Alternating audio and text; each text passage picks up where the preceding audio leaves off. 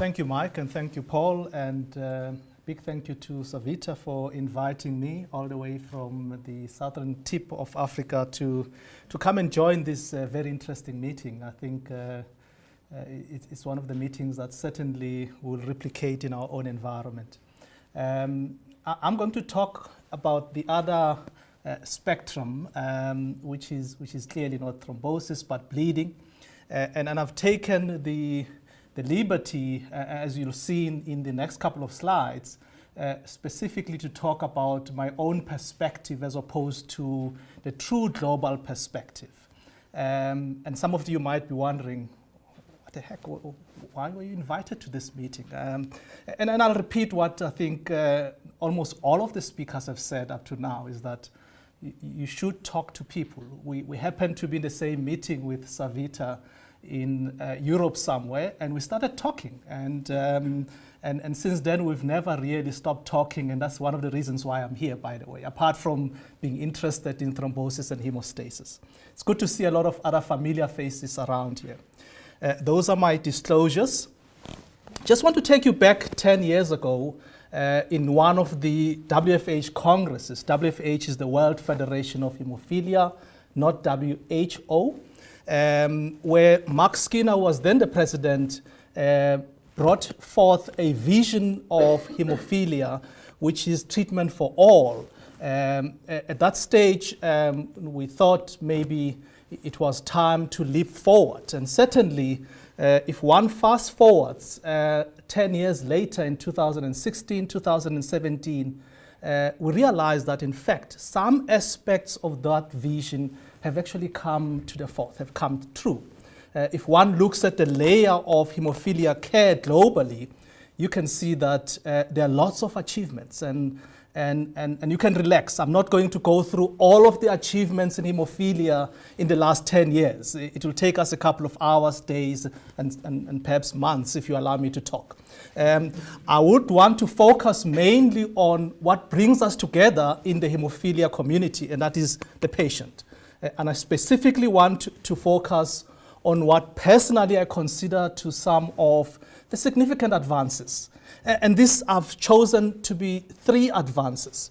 The one advance is what we've seen in the last couple of years is the therapeutic tools, the evolution of therapeutic tools that we use in hemophilia. And these tools have now been used in various scenarios to achieve particular therapeutic goals. All 3 of those, in my view, actually deserve some kind of mention in the next 25 minutes or so. And I'll illustrate to you why I consider these 3 to be probably the most significant advances globally in hemophilia. And I'll start off with what you've seen before, that we are witnessing what probably is unprecedented in rare disease spheres. Hemophilia care in the last 7 decades has been remarkable. Starting off just after the Second World War, when we were only treating people with bleeding diathesis with blood. We are probably sitting now in 2013 and beyond on newer products that we are using. The extended half-life products are now registered and used in many parts of the world. And the latest installation in our armamentarium is the non-replacement therapy that currently is either in late phase 2, phase 3, and some of the products are about to be registered. So that is actually quite remarkable for a disease that is fairly rare. For a disease that initially we're only treating blindly with blood and hoping that the person will stop bleeding. And I would like to expand a little bit that our thinking globally now is to divide our armamentarium into 2 groups, the replacement therapies and the non-replacement therapies. And I'll only focus here on the very latest technology in the replacement therapy, where we have come out with extended half-life products using fusion technology, using pegylation, and of course normal half-life product to some extent using sequence modification to produce clotting factor concentrate. And the non-replacement therapies are currently what is keeping some of us who are involved in clinical trials extremely busy. And they include, amongst others, the monoclonal antibodies in the form of anti-TFPI, antithrombin, and anti-9A10A, the so-called ACE910. And of course, I couldn't leave out gene therapy, which I consider to be non-replacement therapy. And I think if one is looking at the big category of our therapeutic agents, it would be false to leave out gene therapy. And I won't dwell into that because you've got an expert in the audience. David Lillicrap will talk about gene therapy and others tomorrow. So the innovations in replacement therapy, as I indicated, they are around the three technologies: fusion technology, pegylation, and sequence modification. And in fact, if one looks only at the fusion technology, there are four approaches. There's FC fusion, albumin fusion, CTP and PSA fusion are currently in evolution. As you can see that, in fact, we don't have the results of the phase 2, phase 3 studies as yet. Whereas the FC fusion and the albumin fusion technology, we actually do have now some of these products registered and used in real life. If one looks at the pegylation technology, we have three approaches. There is site-directed pegylation, there is random pegylation, and there is glycopegylation. And I've given examples of the products that are used in the context of each of those technologies. And it suffices to say that, in fact, most of those studies actually have come to the end of their clinical programs, and those products are either already in the market or about to enter the market. And finally, and perhaps the smaller one of these technologies, is the sequence modification. This product was published recently in Blood, and it's now available as one of the newer products in terms of the replacement therapy. If one moves on to non-replacement therapy in hemophilia, as I indicated, there are a number of these products, predominantly monoclonal antibodies, but it also includes gene therapy. And in fact, we've got some preliminary data in some of these technologies in the form of phase 1 studies and sometimes phase 2A studies. And those are some of the studies that have been completed. None of these studies have entered phase 2, phase 3, and certainly none of these studies have been completed in the context of the products being available for general use. The innovations are exciting, but what is probably more exciting is that they've actually raised quite a lot of questions. Questions that probably we should be answering as we sit here, or should be thinking about as the products are becoming available. And those questions are diverse. And I've listed some of the questions that I think perhaps are important for trainees who are going to be the future leaders in this area.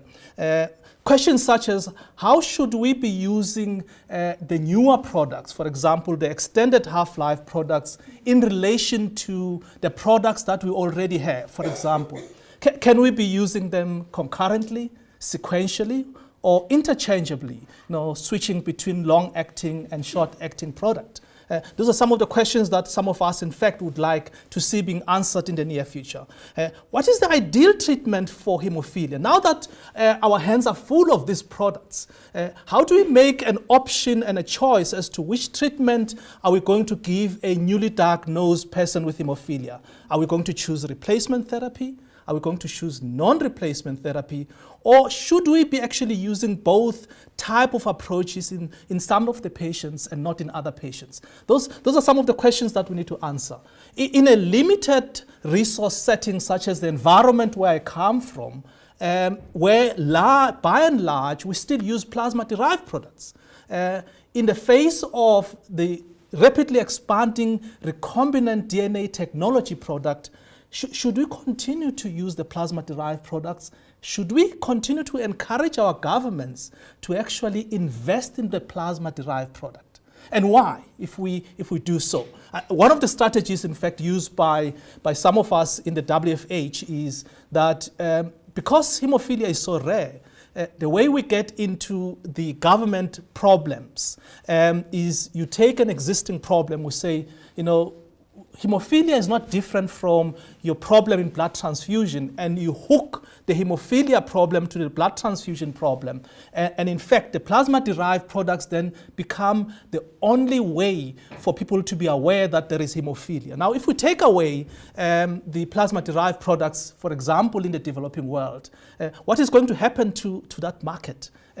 Are we going to be sustainable? Are we going to be able to treat the people with hemophilia? And finally, Mike is around. Mike and group have actually done studies of switching between the various products, switching from one recombinant to the next, switching from plasma-derived to recombinant, and vice versa. We know that it carries no risk. What we really don't have is the principles on how are we going to do the switching. We don't have a global approach to switching products, and there are many products. At some stage in a person with hemophilia's life, they will have to switch, either because they no more have access to one product, or they would actually want to take advantage of the newer developments, the newer technologies. So those are some of the questions that perhaps in the global context we should start asking ourselves. The next level is, now that we've got the products, how are we going to use these products in the global sense? And my approach here is that we're not talking about prophylaxis. I think the debate as to whether prophylaxis should or should not be implemented is actually not the debate anymore. I think the debate here is when everyone is on prophylaxis, which prophylaxis? Which one, and rationally, how much of what? And in fact, if one looks at the various approaches that have evolved recently in prophylaxis, you can see that there is actually quite a number of approaches. There is dose-adjusted prophylaxis, where you adjust the dose according to the person's risk environment and risk profile. There is dosing interval adjusted prophylaxis, where you also target a particular trough level. Fixed trough targeted prophylaxis, where you really aim for a higher trough level for particular environments. And more recently, the so-called PK-guided or tailored individualized prophylaxis, it seemed to be the path that all of us, in fact, are welcoming and probably are starting to practice in our own environment. Not so much so in the developing world. In the developing world, in fact, we are now starting to look at low-dose prophylaxis. As you know, prophylaxis is quite expensive. The developed world, probably you haven't started to think about it, but it's a big thing in the developing world, where some of us come from. If one look at the various dosing approaches, you could adjust the dose but fix the dosing frequency and the trough level. In other words, you aim for a particular trough level at a particular dosing frequency, but you vary the dose so that you can achieve those targets. Or you could adjust the frequency but fix the dose and the trough level. And of course, you could do the same with the trough level. You could fix the trough adjust the trough level but fix the dose and the dosing frequency. And of course, the last option is often for individuals that are not mobile at all. They don't have an environmental challenge, and they actually don't have a variation in their environment. And that's normally what we practice every day, by the way. We put a patient on one dose, and we hope that the dosing frequency and the trough levels will remain exactly the same for that patient until we see them in 6 months' time, which obviously is unrealistic and often is not the case.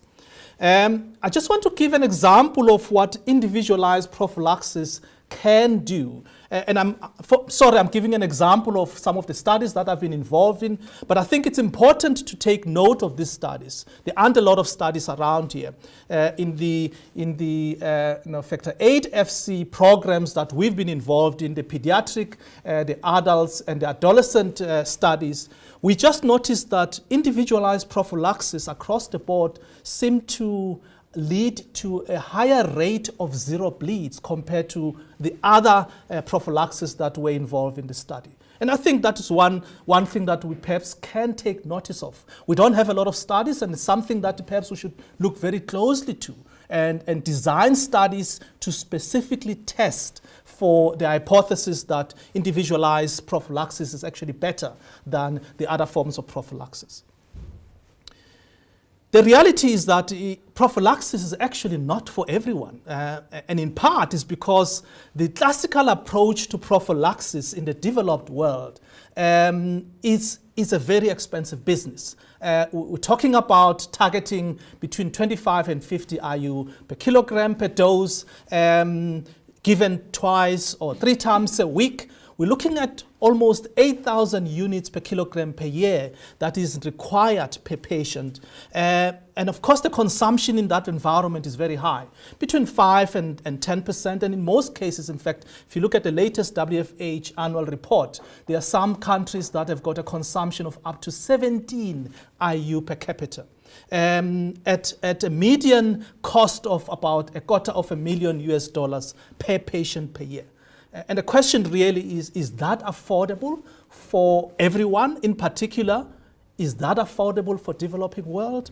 And the answer is probably an obvious no, it's not affordable.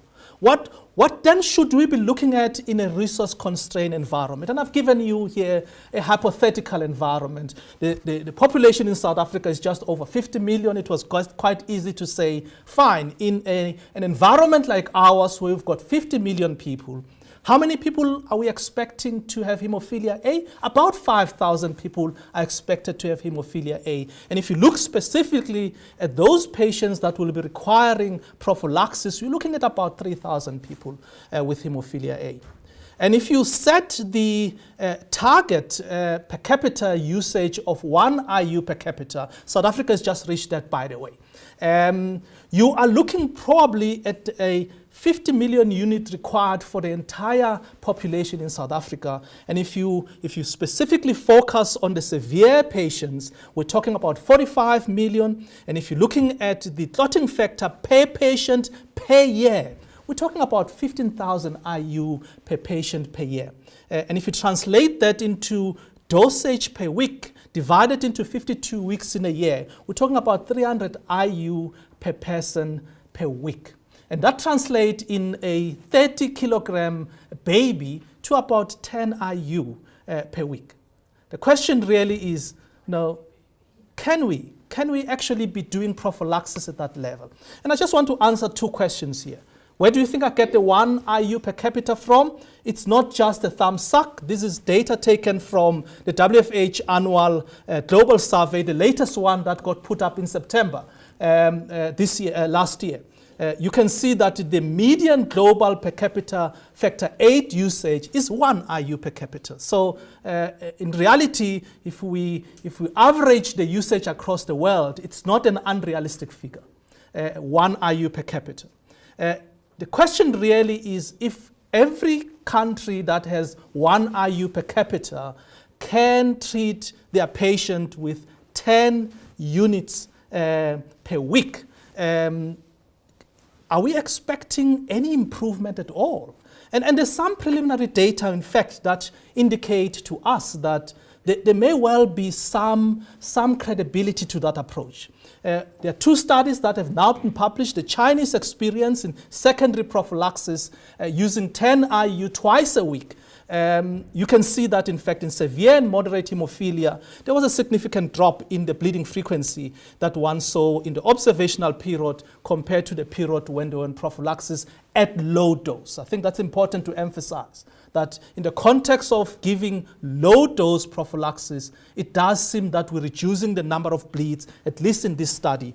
And there's another study that has just been published from Tunisia, the Tunisian experience. This was in the context of primary prophylaxis, and they were giving between 10 and 15 units twice a week. Again, the same effect of the observational period versus when they were on low-dose prophylaxis. In fact, the ABRs were almost close to 0. So I'm convinced that unless we start experimenting on the low dose, we're probably not going to be able to meet the global need for every patient to be on prophylaxis, as we all accept that, in fact, prophylaxis should be the standard of care for every person in the world. Lastly, I just want to take you through some of the therapeutic targets that, if we are able to get the new drugs, and we've got a number of ways of using them, are we in any wiser in actually asking for different targets than the targets we've got now. And the reality is that actually it is true. In the past, and in fact that was the rationale for replacement therapy, is that we're happy to convert someone who's severe to a mild and a moderate so that they can become mild and moderate as opposed to normal. My impression is that normalization of hemostasis seems to be the target now. We are moving towards normalizing hemostasis as opposed to converting a person from severe to mild and moderate. We are also seeing the upping of the game in terms of hemostatic efficacy. We accepted in the past that if a particular product treated some bleeds but not others, it was okay. You'll see, I'll show you in the subsequent slides that target has actually been raised to over 90% efficacy in almost every one of the products that we are currently using. We're seeing very, very low annualized bleeding rates, almost close to zero, in a lot of studies that we currently are approving and are using with the newer agents. We're also seeing an increasing population of patients achieving zero bleeds. Now, if you leave 10 years ago, if someone talked about zero bleeds, you'd wonder, what are they talking about? Now we are actively, in every study, we are beginning to measure what proportion of our patients are actually not bleeding during a particular study. And of course, it's a matter of time before it becomes a practice in real life. And finally, we are beginning to review our target trough levels. And I'll show you examples of some of those. So if one looks at the normalization of hemostasis as opposed to creating a better or a milder form of hemophilia, and I just want to refer to the US study, the joint outcome study. In that joint outcome study, we know that the MRI picked up a large number of patients that did not have clinical evidence of bleeding, but they had MRI evidence of bleeding. Now, that is in part because our target was not to normalize them. Our target was to convert them from severe to mild or moderate. And in fact, subsequent studies have shown that 26% of the bleed-free joints have hemosiderin bleeds. Where does the hemosiderin come from? We know that it comes from blood in the joint. Clinically, probably we haven't picked up the bleeds in the joint.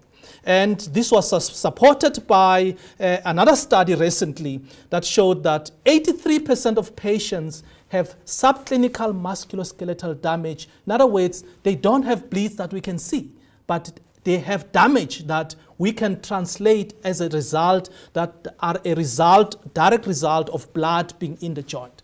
So for all of these reasons, I firmly believe that to achieve a bleed-free world will require us to convert hemophilia patients to a normal phenotype as opposed to a mild or moderate phenotype as the new target. That's a target that globally we should start to investigate and actually embrace. What about the hemostatic efficacy? I've indicated that almost every study that we do now, and I'll give you lots of examples of those, seem to be achieving very high hemostatic efficacy in only a very few doses that we give to patients. In the past, efficacy is as low as 30% got products onto routine use, let alone registration. Generally accepted efficacy thresholds have not actually been defined.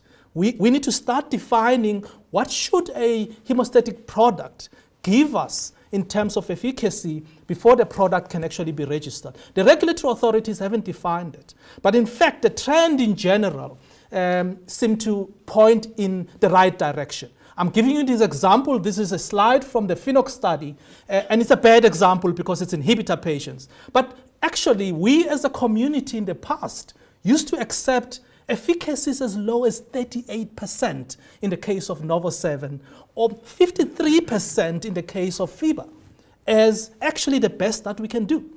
If one looks at some of the more recent studies, and I've included a few here, you can see that the general efficacy is well over 90%. And the question I'm asking is, isn't it time to define new efficacy threshold across the board, whether we are dealing with inhibitor or non-inhibitor patient, whether we're dealing with complicated hemophilia or simple hemophilia? That actually we haven't done to date. If one look at the annualized bleeding rate in the current environment, there's no comparison in the past because we never used to measure the annualized bleeding rate in the past. But you'll notice in this slide that we're talking about annualized bleeding rates of 0 to 3 across the 3 pivotal studies on factor 9 that have recently been published. And in fact, factor 8 studies, the pivotal studies that have recently been published, are not different. Annualized bleeding rates of 1.3 to 4 across the pivotal studies that have been done. So there's no doubt in my mind that we need to start looking at the target annualized bleeding rate and actually reflect quite strongly on what do we expect the new products to be in terms of the annualized bleeding rate. In terms of achieving 0 rate, as I say, this was never measured before. Increasingly, there are more and more studies that are reporting on this. And I haven't seen a document that mandates that every study should be reporting it, but I think, in fact, it should be one of the new targets that we should be setting. You can see the range in these 4 pivotal studies. It's from 27% to 1 in 2 patients treated in clinical trials having no bleeds at all. Admittedly, it's not a real world experience. It's a clinical trial environment. But it does not mean that we cannot aspire to a real world environment where 1 in 2 of our patients have no bleeds at all. If one looks at the factor 8, the factor 9 products, it's the same. We're talking about anything from 23% 0 bleeds to as high as 70% in some of the studies. For example, some of the patients with target joints, more than 2/3 of them had no bleeds after being given some of the new products. It's time for us to obviously start defining the 0 bleed as one of the new targets that we would be aiming for. And finally, and probably the most important outcome that we should be defining is the trough level. There are lots of studies that reflect on the trough level. I've picked up one of those studies, which is the N9GP that was recently published. You can see here that they tested 2 dose formulations here, the 40 IU per kg per week and the 10 IU per kg per week. The dosing is not an important factor here. The important factor is that in the 40 IU per kg per week, some patients, at least one patient, bled. And that says a lot. That says, is 2025 an adequate trough to aim for in the context of hemophilia? And I would like to argue that, in fact, we need to do more work. We need to define what the adequate trough should be in every study that we do. In fact, Sports recently published the article in Blood where they tested exactly that hypothesis. They wanted to know, for a range of trough levels, at what point do you get less and less or no bleeds at all? And you can see that if you set the trough level at close to 1%, about just over 50% of the patients will have bleeds and 50% probably won't have bleeds. But if you set the trough level at 30%, you can see that 100% of the patients actually do not have bleeds. And the question I'm asking is, why is 30% not the target that we should be aiming for? Because to me, it makes a lot of sense. If we want a bleed-free world, we should actually be having no bleed in any of our patients.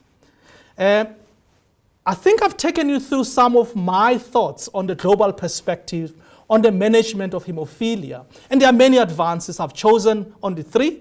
The therapeutic tools that have evolved in the last 7 decades, the tailored techniques and technology that one can use the tools in. And finally, I've given you some ideas on how to review some of the targets that we've set ourselves in the future. In summary, there are many therapeutic options for management of hemophilia, and these are diverse.